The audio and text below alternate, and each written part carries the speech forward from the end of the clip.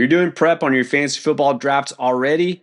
Good, you should be. Now, you got to nail those first couple of rounds. There's no excuse not to. Here's 6 players that we think you should target early. Why not start with an early wide receiver who could be an absolute monster this season? Yes, I think Malik Nabers is going to be an absolute monster this season. You look at it last season, 170 targets, second only to Jamar Chase despite playing 2 less games. And he finished last year number 1 in target share and second in target rate among all wide receivers. And the Giants did nothing to bring in any competition as far as targets go, so he should once again be the leader, if not the leader in targets in 2025. And as a rookie, he low-key dominated. He had a 75% success rate versus both man and press coverage and an 80% success rate versus zone. He was also an above-average separator on all but 2 routes last year.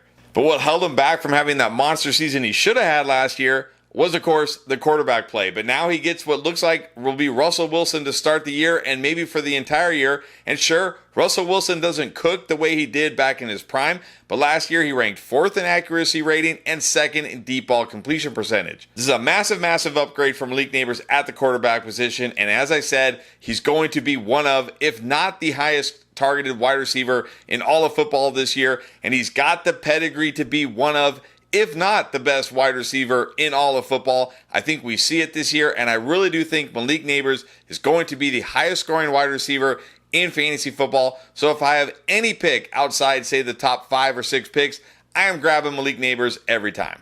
Now, I'm old enough to remember when it used to be risky to take a running back in the first round, and last year flipped things on its head. Now we have so many stud running backs you want to take early, but if you miss out on the first couple, it's not really clear who should be the guy at the end of round 1, the beginning of round 2.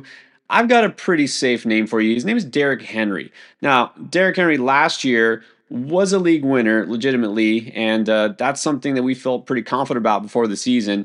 But what has changed this year for him?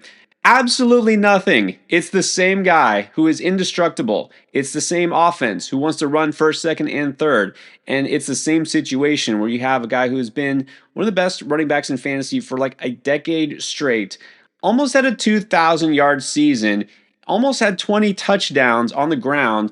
Why wouldn't you want this guy as your number 1 running back? Now, I know that Saquon Barkley and Bijan Robinson, Jahmyr Gibbs, those guys go earlier, and got nothing against them. You could say that there's a concern with Barkley, coming off so many touches last year. And, Gibbs did benefit from Monty not being there and being injured. I can't even think of any possible reason to worry about Derrick Henry at all, really. And so he's probably the safest running back pick we've ever had this early in round 1. And I'm totally fine taking him even over Gibbs if I'm picking at the end of round 1, or if I just don't want to go receiver early for whatever reason. Depends on how your draft plays out. But really, I have never been so convinced that there's a running back who is a high floor and high ceiling pick at the same time. Derrick Henry, I'm just going to keep drafting him over and over again until he retires. He's not the only running back with tremendous upside, though. No, he's not. And Pierre, when we were doing our best ball drafts and our mock drafts early in the offseason, which when I say early in the offseason, I mean literally the day after the Super Bowl ended, I was saying Christian McCaffrey was a running back you had to take in the second round of fantasy drafts. Well, you can't get Christian McCaffrey in the second round of fantasy drafts anymore, but you know who you still can get?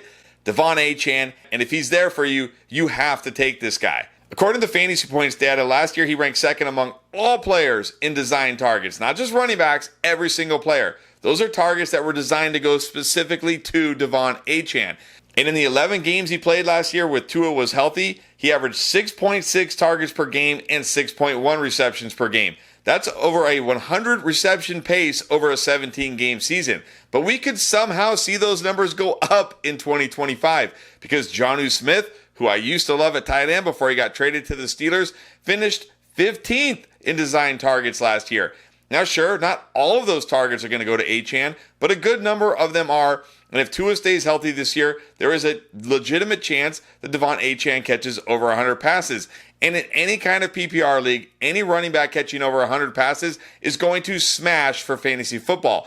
But he's not just a pass-catching back. He had 203 carries last year. No other running back on Miami even had 100 carries. He also had 13 of the 18 inside the 5-yard line carries. So he's not just a little scat back.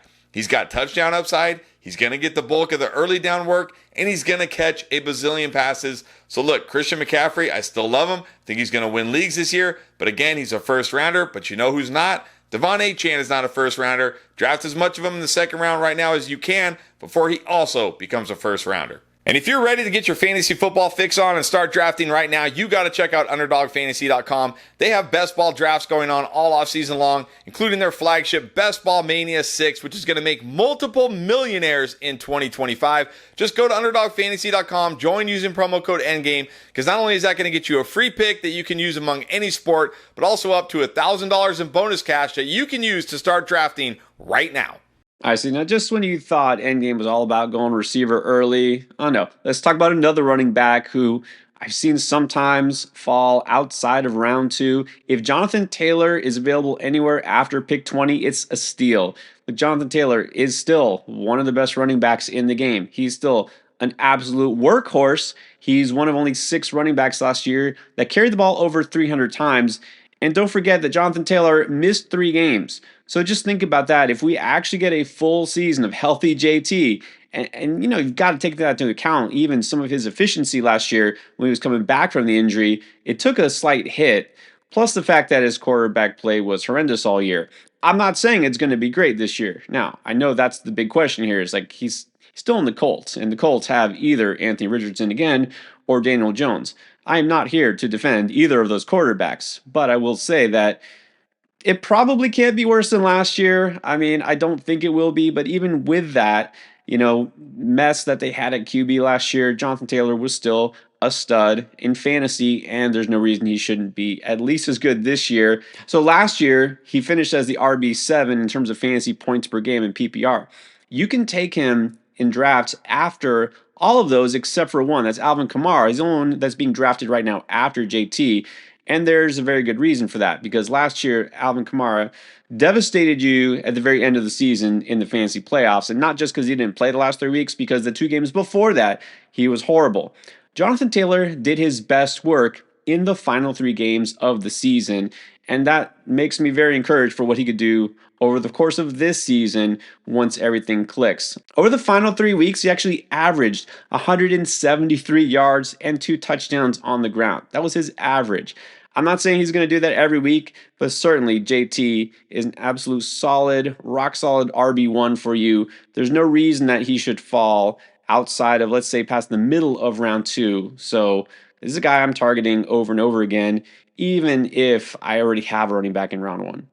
All right, now it's time to talk receiver again. You know, in round 3, there's still some huge upside, and maybe you can even reach a little bit if you need to grab these guys. Yeah, and I love Marvin Harrison. I love him having a year 2 breakout year. Now, granted, he was not as good as other rookie wide receivers like Malik Nabers, Ladd McConkey, Brian Thomas Jr. last year. But when you look at him outside of just the stats, he still was one of the best wide receivers as far as the rookie wide receivers go. He was an above average separator on all but 3 routes last year. He had a 73% success rate versus man, 76% success rate versus press, and an 81% success rate versus zone. So as a player, he was very good. The problem was the way the Cardinals used him last year. He lined up on the line of scrimmage on the left side on about 80% of his snaps last year. That's just the Cardinals saying, go out there and go toe-to-toe with the defense's best corner week after week as a rookie. And look, he did an admirable job considering that was the situation he was in, but that is no way to use a young, talented wide receiver like Marvin Harrison. And all we've heard this offseason is Jonathan Gannon talking about how he's going to have such a monster year 2. I got to think they're going to find more creative ways to get this guy the ball. He didn't have a single screen reception last year. Like, really? No screens? Nothing? This is a guy, he bulked up. He's a good player in space, yards after catch guy. Get this guy the ball. I think they're going to do that. And this is another offense that has a very concentrated target tree. It's basically Trey McBride, Marvin Harrison, and then just a bunch of guys. Like, all the targets are going to these 2 guys. Marvin Harrison is going to see an uptick in targets, and I do believe they're going to use him more creatively this year, get him easier matchups, get him into space more, and if they do, Marvin Harrison has the talent to absolutely break out this year. And unlike last year, where we had to use a first-round pick on him, you can definitely get him 3rd round of your fantasy drafts. And look, some more casual leagues, maybe even the 4th round. So Marvin Harrison, I'm betting on a big bounce back this year. I'm grabbing him early when I can. Well, you don't have to spend a first round pick to get Drake London, but maybe he's worth it because a lot of people don't even realize he actually finished as the wide receiver 5 in PPR last year. Now, that is despite playing the majority of the season with a very dusty, possibly done Kirk Cousins at quarterback. And still, he finished with pretty big numbers. But kind of like you mentioned with Harrison, very similar situation here in the fact that it's kind of Drake London and a bunch of guys. They don't even have a stud tight end like a Trey McBride there to draw all those targets away. And don't even get me started on Kyle Pitts. We're not going there. All right, like Darnell Mooney's fine. Ray McLeod, I think fine. Look, it's Drake London. He is the offense in the passing game. And you already know how he finished with their new quarterback, Michael Penix Jr. With Penix at the helm, not only was the offense better because he's better than Kirk Cousins, and the games with Penix starting, those final 3, he averaged 13 targets and 117 yards per game. Now, again, it doesn't mean that that's going to happen every week this entire season, but I feel a lot better about him than I did last season. If you're at the turn, you're waiting for your first receiver, maybe you missed out on one of those top 5 guys, you are absolutely fine with Drake London as your number 1 receiver in that range. It's never too early to do your draft prep. We got you covered all off season long. Check out this playlist with all the advice you need to dominate.